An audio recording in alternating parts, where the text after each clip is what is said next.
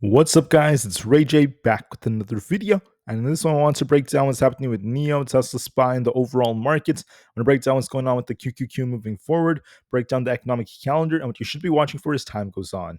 Just note that I am not a financial planner, so make sure you take nothing I say as financial advice whatsoever. And also, if you guys can, please check out my Moomoo link. If you deposit $100, you're guaranteed 5 free stocks. Deposit $2,000 and you're guaranteed 30. And the offer is very soon at the end of March. Anyways, as far as the market's going, NIO has a nice looking double bottom right here. It's trying to make higher lows, at least thus far. But this move to the downside was anticipated yesterday. I did say we're going to likely come down to fill this gap very soon. So the question is, can we bounce here, especially as the market sees more volatility tomorrow? Or will there be a little bit more downside before we see a much bigger move? I'll talk more about this in just the next couple of minutes. Just know that NIO is talking about their first class ET9. It looks very, very luxurious. It's going to be a very, very big competitor for many of its counterparts. We're going to be looking for NIO to be a competitor for like Porsche and many other very luxurious brands. That's great news, at least for them moving forward.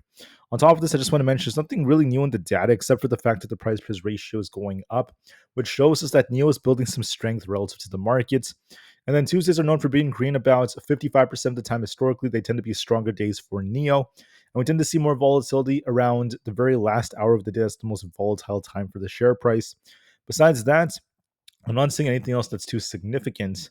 NIO is also looking at the subsidiary Envda launch to once again launch its SUV, the L60. This is very, very bullish news, at least for the longer term. And as they continue to get those sales up, I am going to be looking for a lot of improvements. But you have to consider that they have their sub brands, they have Envda, and their combined sales are going to really help with their margins. So I can't wait to see what that leads to as well. Yes, for the short term, I'm seeing lots of headlines about how NIO is burning cash and this and that. But this is normal for EVs that are starting up. It takes years for them to become profitable, and they will eventually achieve that. So it's just a game of patience, like I said before. Today was more of a mixed day for the markets. Nvidia was down 3%. Big tech were in the red, looking at Meta, Google, Amazon, and Tesla. But the majority of stocks were very flat. We even saw Berkshire Hathaway a bit in the green because of good guidance from their earnings. Besides that, the market was more mixed. We did see our ETFs sell off, though. Looking at like SPY, the QQQ, the Russell 2000, and Bitcoin, there was still quite a bit of red. One of the reasons there could be red is because of some news coming out. We have news about how Donald Trump is going to be enacting more tariffs very soon. We had a 10% tariffs on all Chinese goods, with some exceptions, which took place on February 4th. And then we're looking for within like a week and a half from now, we have about a 25% tariff coming out for Canada and Mexico, 10% on Canadian energy, which includes like petroleum and natural gas, delayed until March 4th. And then we also have a 25% steel and aluminum tariff taking place on March 12th. So March may be a very, very volatile time for the markets. We'll have to see what kind of reaction we get. And then keep in mind, tomorrow we don't really have much data coming out. We just have the Richmond Fed manufacturing numbers at 10 a.m. Then a bunch of Fed speakers as the hours progress. Besides that, fear is making up the majority of sentiment. And then I want to add on, this momentum is still at extreme fear right now. There's still lots of fear in the markets. The put to call option ratio is going up as more puts are being bought. And then there was some big news that came out about how Apple is planning to invest more than $500 billion in the US in the next 4 years. Because of what they're saying with these tariffs, they plan on hiring 20,000 people and they want to build new server factories in Texas. So they're now starting to get ready to supply a lot of goods in the US with the tariffs that are coming out very soon. And there's also a lot of talk about Nvidia's earnings. Just as a reminder, Nvidia's earnings is going to be on Wednesday. It's going to be absolutely massive, especially because of the fact that it's going to be a make or break for the markets, and it's going to give us more insights about how the current sentiment is. So for Wednesday, that's when there's going to be a big move. For the short term, the market is declining a bit. NIO has been declining ever since Friday.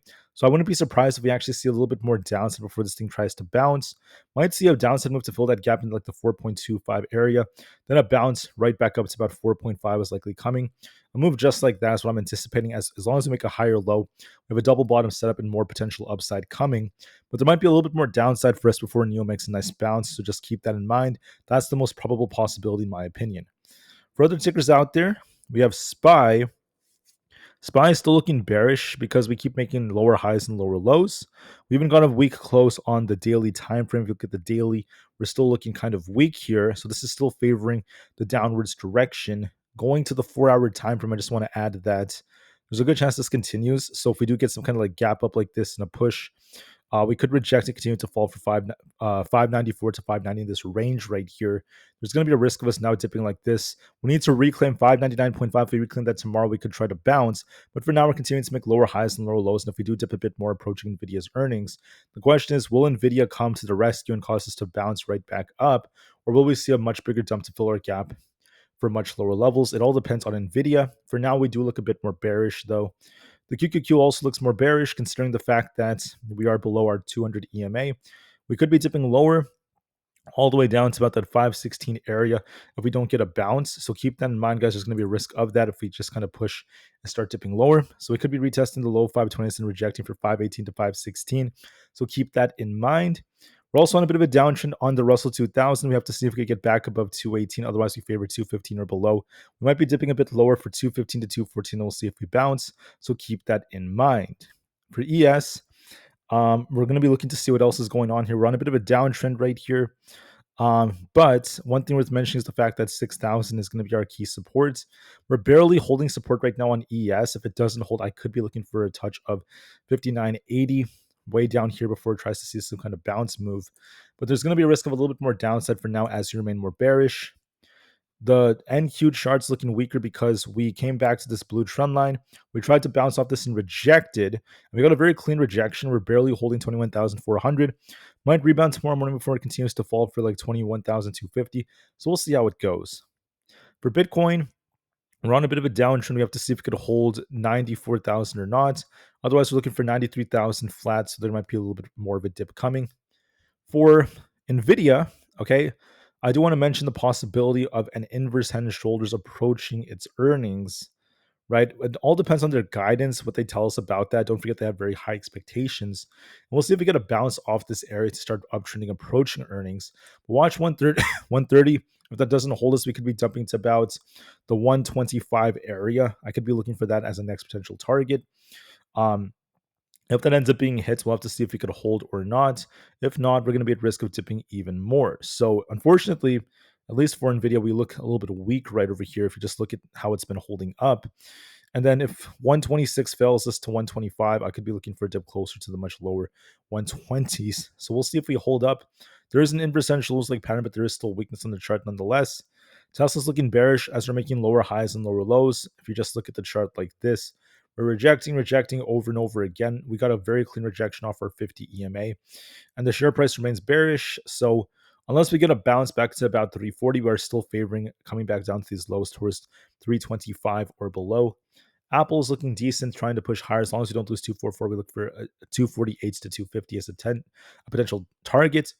Palantir will be testing 87.84 if that fails. As I see us filling the gap to the low 80s. Still looks bearish. AMD is looking weak right here. We got a big rejection. We'll have to see if we could reclaim 110. Otherwise, we're favoring a move back down to about 106. Coin is on a bit of a downtrend, making lower highs and lower lows. We could be looking for 224 as potential targets. Still looking weaker. Amazon is also looking weak. We're making lower highs and lower lows. We could be looking for basically 210 or below as potential targets. For Meta's on a downtrend. We could be looking for essentially 660 to 657 as the target. We're still looking weak there. Microsoft is looking weak, making lower highs and lower lows. We could be looking for 402 to 400 as our targets. Then Google's also on a bit of a downtrend. We could be dipping towards 180 to 178. No sign of a bounce yet. The VIX is still elevated. We'll see if the VIX continues to go a bit higher as the market dips, but then keep in mind, there were instances where the VIX just continued to climb up only to get a quick rejection. So that depends on Nvidia's earnings. Will the VIX reject or not? We're waiting for that. But for now, the VIX looks a bit more bullish as the market looks bearish. That's what we're looking for the time being. With that being said, I want to thank you all so much for listening. We're also going to be eyeing to see if SPY is like forming a potential falling wedge. That's a possibility, but this all depends. So for now, we are looking a bit more bearish and we may continue to downtrend, but we'll see what kind of reaction we get to Nvidia's earnings. So just keep that in mind. With that being said, I thank you all for listening. Please have a good rest of your day. I'll be back with another update in just about a day from now. As far as NIO goes, anticipate a bit more downside towards the 4.25 area before it tries to bounce again.